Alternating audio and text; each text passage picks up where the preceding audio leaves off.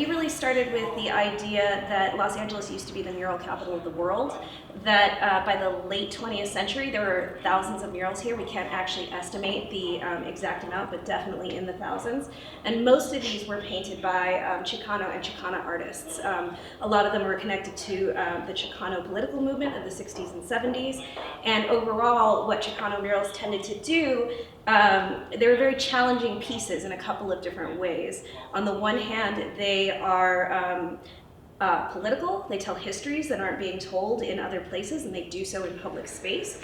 They express pride and power in public space. They talk about neighborhoods, local stories.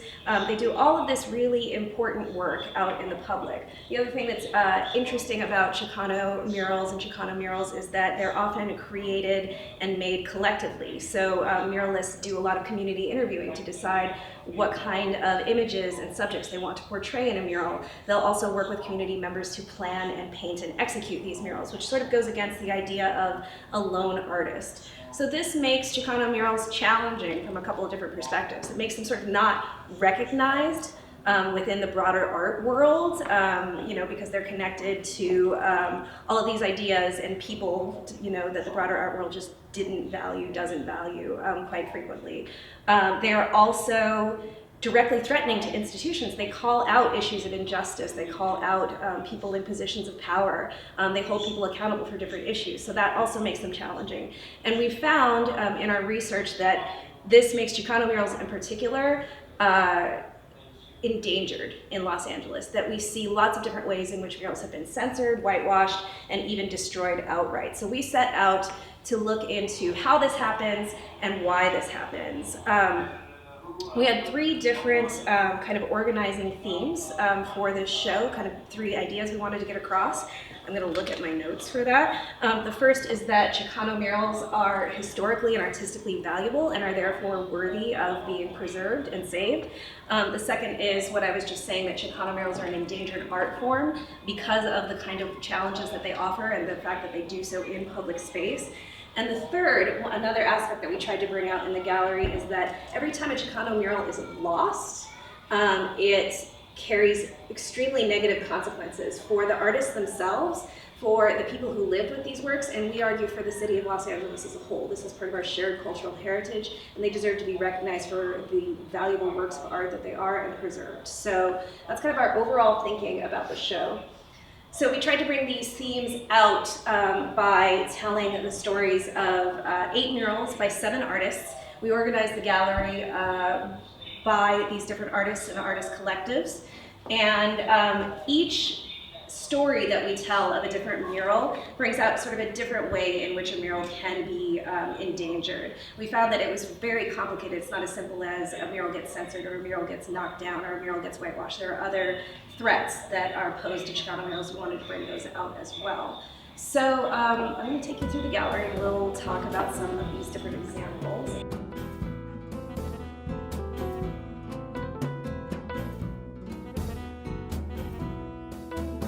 Decided to do a piece that would really talk about issues that were important to people who were using this space. So they thought, again, gas station around the corner from the high school.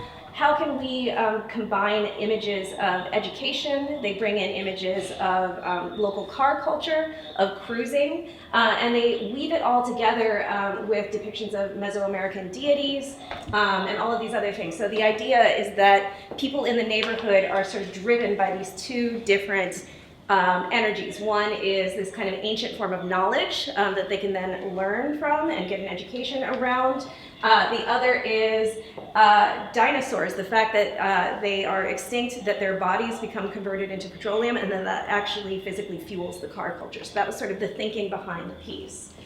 The mural was commissioned by Shell Oil, and 8 years after it was painted, the gas station where it was put up changed owners, and the new owners knocked the piece down without notifying the streetscapers. David Boteo, who was one of the artists, received a call from a teacher at Roosevelt High School saying, hey, your mural is being knocked down. They saw this happening. He rushed over to the site and actually rescued fragments that we took out of his garden and brought into the gallery. He had been keeping them in his garden for years. So these are all that survives of this mural, and actually this is more than we have left of many of the pieces that you'll see in the show. The interesting thing about this case, what makes it different than a lot of others, is that the streetscapers were the first to sue over the destruction of their mural. Before this time, murals were not protected under arts preservation law in California. They weren't, paintings were, and sort of these other types of art were, but murals were not. They weren't considered legally art. But the streetscapers won this case. They argued that they could have saved the mural if they had been given time there were a lot of different things that they could do. If they had been given adequate notification, they could have saved it. They won, they received a settlement, and as a result, murals do have this layer of protection under the law because of this case. Let's go to the next example.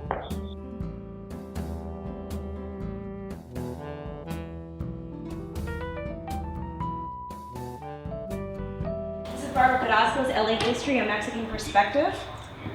Barbara painted this piece in 1981. She was commissioned to paint the piece by the Community Redevelopment Agency of Los Angeles, and it was for the city's bicentennial, and it was also going to be up in time for the 1984 Olympics. What Barbara decided to do after much research, community interviewing, and so on, was do a piece that shows the history of Los Angeles unfolding in the strands of hair of this female figure that she has here. She refers to this figure as the Queen of Los Angeles, essentially, and it's based on this photograph of her sister, which is awesome. And what she wanted to do was show as true of a history of LA as she could. So she has a lot of different aspects of the city's history, ranging from the native people who were here first, to the mission system, all the way up through the present day. You see depictions of Union Station, Angel's Flight, the whitewashing of a David Siqueiros mural that's just across the street from us, Dodger Stadium, all the way up to LAX at the very end. The agency that commissioned it took exception to some of the scenes that she put in the piece. Specifically, they didn't like that she put in Japanese internment. They didn't like that she depicted the Zoot Suit riots. This depiction here is of a site where there was a mass lynching of Chinese miners in 1871. Basically anything that pointed to a darker side of the history of LA, they took exception to. They told her to take these scenes out of the piece. She refused to do so, and this led to a long legal battle with the Community Redevelopment Agency over the piece. Barbara eventually won and was able to retain the piece herself, but it was never shown in its intended spot. It was supposed to be at the corner of 3rd and Broadway in downtown LA, like right across from where Grand Central Market is right now. Which means that for the past, 36 years since it was made, Barbara has been keeping and storing at her own expense the panels of a mural that is 20 feet high and 80 feet long. And this has been such a sad aspect of the history, of her history, but we're really pleased that as part of our show here, we were able to remount the piece across the street at Union Station. It was up for a month back in October, and as a result of that, the Natural History Museum took it on, and they currently have it. It looks really amazing. It fills an entire room. They've wrapped it around 3 walls, and you can go and see the piece in person at eye level, and I would really recommend that you do it because it really rewards spending some good time with it.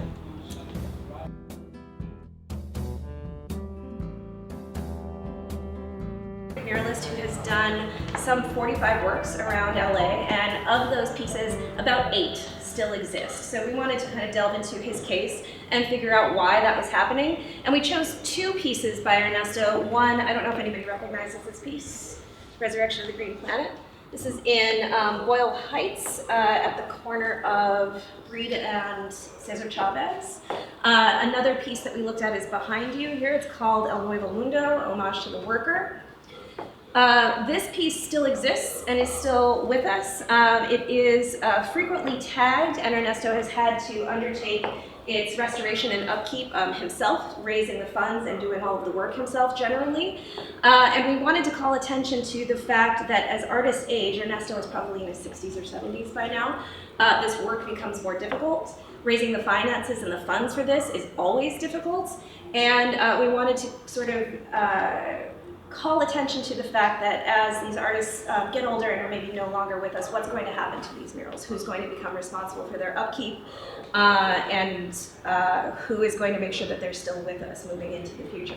That's something we wanted to provoke people to think about, and to kind of underscore that, we pointed to an example that is no longer with us. So Nuevo Mundo was torn down. It is now the site of the Edendale Library in Echo Park. And they did give Ernesto a commission. You can see over on the right here, this is a piece that he was able to create as sort of it's kind of a consolation prize. It's inside the new Edendale Library after they destroyed this piece to make way for that library.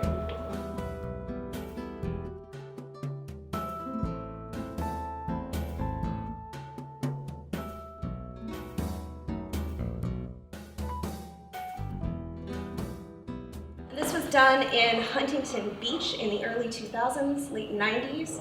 And this piece, I actually just want to point out this sketch, which is one of my favorite things in the entire gallery. It's a process sketch that's partly been colored in and shows Irena and Alma's vision for the piece, which was to talk about the history of Huntington Beach in a way that hadn't been done before. Huntington Beach is basically associated with a white surf culture, and what they chose to do was they did community interviews with different important community members from different groups. So you see the Japanese owners of a goldfish farm, you see a couple of Vietnamese, important Vietnamese television presenter, and a few other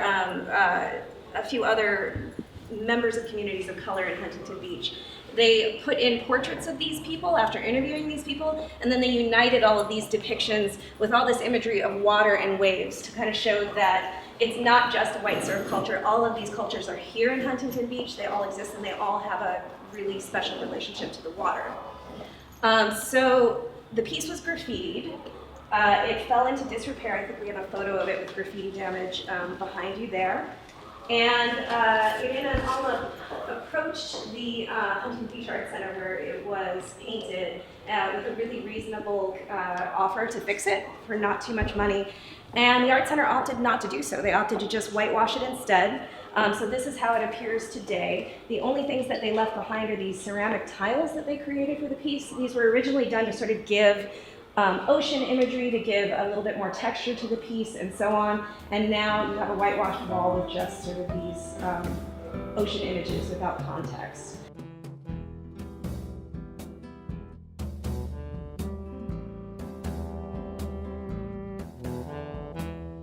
This was done at East Los Angeles College. It was on the main face of the Ingalls Auditorium there.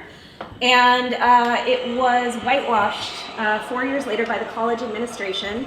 They claimed that the building needed repairs, but this was the only wall that any intervention ever happened with.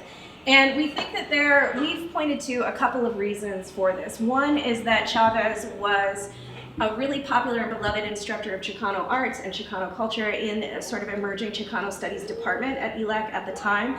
This is the 70s, when ethnic studies is really just starting to come onto college campuses. So he's part of a progressive movement that is a bit threatening to the college administration, and we think this was an act of reprisal, quite frankly.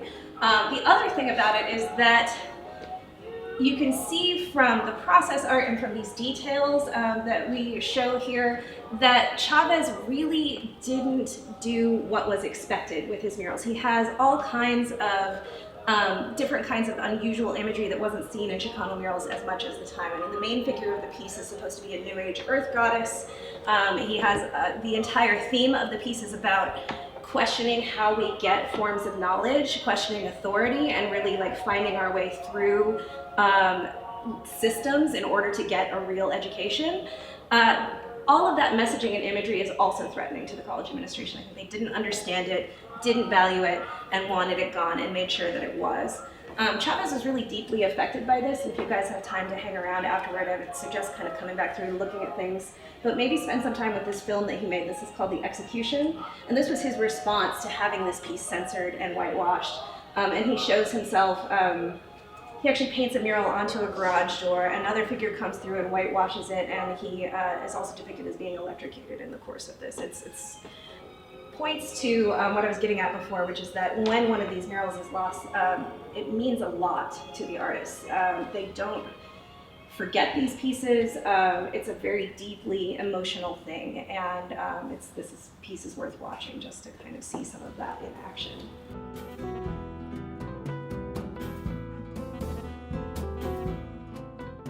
This is another Orange County piece by Sergio Cadiz. It's called Vallye Mural. It has sort of a generic title. It was completed in 1976 and is a massive piece. So throughout the gallery, we put in we wanted to get at the scale of murals, which is tough to do in gallery space because they're so huge. So we put in these large details, but we also combine them with scale models of each piece according to the dimensions that we know of it in relation to a little human in each one. So you can see that this piece was so very, very long. It was done in a Mexican-American neighborhood called Colonial Juarez in Fountain Valley. And it depicts all kinds of different scenes of Mexican history, Mexican culture, the history of the neighborhood, and so on. The piece became controversial because of this panel right here.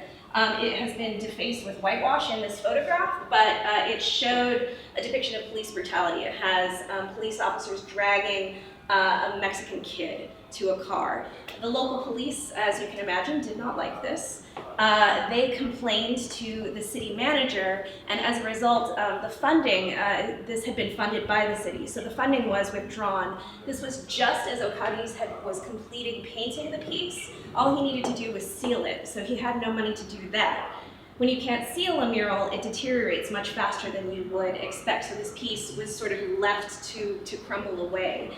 And finally in 2001, the city decided it didn't want to deal with it, didn't want to repair it, and they tore it down and replaced it with a block wall that you can see over there. So it's another sad story. And that's kind of the case with this show. None of these stories are happy ones. Barbara's maybe has a happy ending, but we wanted to tell the truth behind what happens to a lot of these pieces, the truth about the reasons why we think that these things happen to these pieces, and to really get at, to have a message that would help people feel inspired to care for these murals, to fight against destruction of murals in their own neighborhoods, to really pay attention to this sort of legacy of public art that we have in LA. So that's kind of the show overall.